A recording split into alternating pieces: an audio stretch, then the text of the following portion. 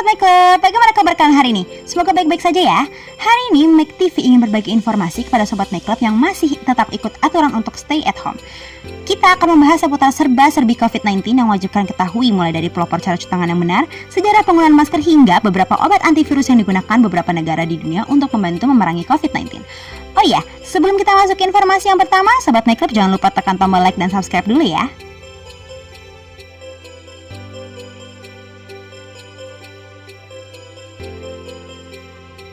Pertama, Ignaz Semmelweis.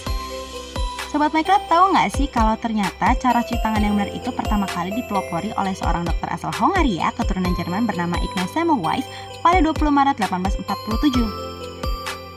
Semmelweis mempostulatkan teorinya mengenai cara cuci tangan yang benar pada saat itu dengan menganjurkan agar dokter yang hendak menangani pasiennya harus mencuci tangan terlebih dahulu menggunakan larutan kapur yang terklorinasi atau kaporit. Hal ini dikarenakan pada tahun 1846 ada penyakit yang merebak di masyarakat dan belakangan diketahui bernama demam puerperal atau infeksi bakteri yang menyerang saluran reproduksi perempuan setelah melahirkan atau keguguran. Dalam kesimpulannya, Semmelweis menyatakan jika demam ini terjadi akibat dari dokter yang hendak memeriksa pasien, tak terkecuali ibu yang melahirkan dengan tangan yang kotor setelah melakukan tindakan operasi atau autopsi.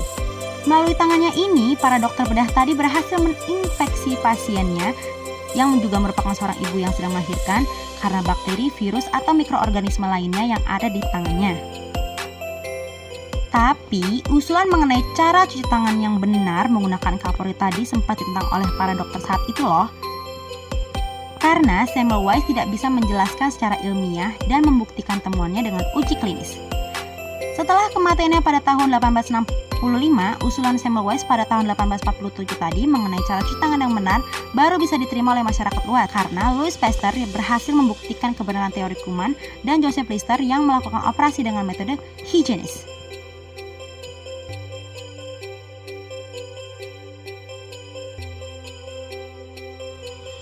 Kedua, sejarah masker di Asia. Sejumlah negara di Asia seperti Cina, Jepang, dan Korea Selatan menggunakan masker sebagai aksesoris sehari-hari karena ketiga negara tadi memiliki tingkat polusi udara yang tinggi. Penggunaan masker di Jepang disebut-sebut yang memiliki sejarah terpanjang di antara negara-negara lain di Asia loh. Awalnya penggunaan masker Jepang bertujuan untuk mencegah infeksi influenza yang saat itu berhasil menyebabkan 40 juta orang meninggal di seluruh dunia.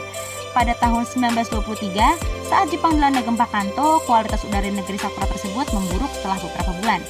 Tak sampai di situ, setelah Perang Dunia Kedua usai, Jepang melakukan pembangunan sejumlah proyek yang menyebabkan kualitas udara kembali memburuk dan membuat banyak masyarakat Jepang yang hingga saat ini bergantung kepada masker dalam rangkaian menjaga kesehatan mereka masing-masing. Masker tak hanya digunakan oleh negara-negara di Asia, tapi juga hampir seluruh orang di dunia.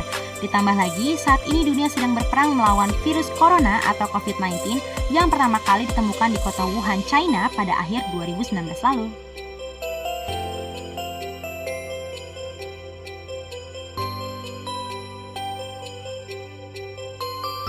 Ketiga, antibiotik yang menjadi salah satu senjata alternatif dalam memerangi virus COVID-19. Sejak merebaknya virus COVID-19 di dunia pada akhir 2019 lalu, hingga saat ini belum ditemukan vaksin atau obat yang dapat menyembuhkan pasien terinfeksi COVID-19.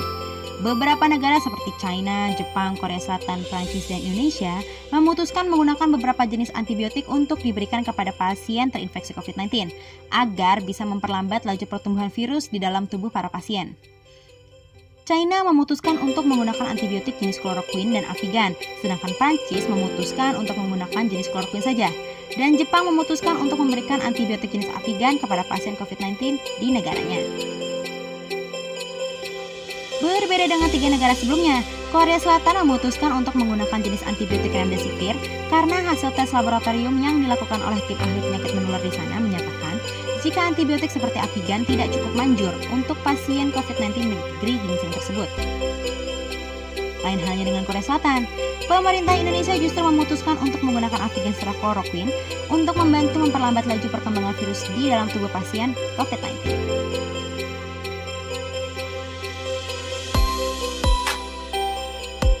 Itulah tiga informasi mengenai serba-serbi COVID-19 yang wajib kalian ketahui nih Sobat Make Club.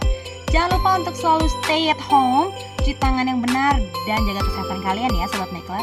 Sampai jumpa di informasi selanjutnya.